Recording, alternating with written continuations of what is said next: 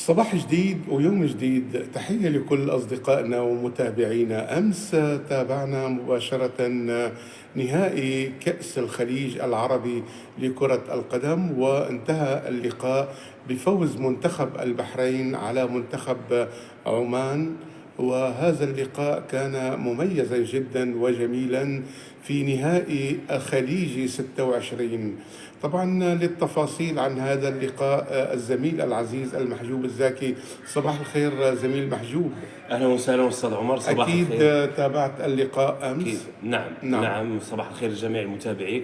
اللقاء كان ممتع وكان شيق بين منتخبين يعرفان بعضهم البعض. المنتخب العماني الذي شخصيا كنت أراهن عليه للفوز باللقب هذه النسخة في الكويت خليجي 26، ولكن منتخب البحرين يعني قلب جميع التوقعات رغم تقدم المنتخب العماني بهدف واحد مقابل لا شيء طيلة الشوط الأول وكذلك مع بداية الشوط الثاني، إلا أنه زملاء اللاعب محمد مرهون عادوا أعادوا الثقة لجماهير المنتخب البحريني وفازوا بهدفين مقابل هدف واحد. أستاذ عمر، بالنسبة للهدفي المنتخب البحريني يعني اللي أشار فقد أتوا في دقيقتين فقط صح. متتاليتين، بحكم أن الدفاع العماني يعني مرتبك بشكل غريب وعجيب أمام هجمات المنتخب البحريني الذين يعني عرفوا كيف يعودون رغم تأخرهم في النتيجة. وهذه هي القتالية وهذه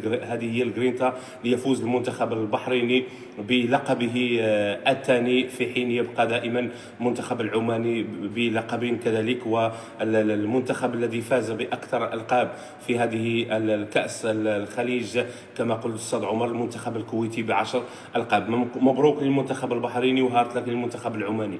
الحقيقة الزميل محجوب اللي لفت انتباهي هو هذا الجمهور الكبير. نعم. الذي غص به استاد جابر الأحمد في الكويت. نعم. الحقيقة كان جمهور مميز جدا. وأخيرا نقول ألف مبروك لمنتخب البحرين وهارد لك لمنتخب عمان.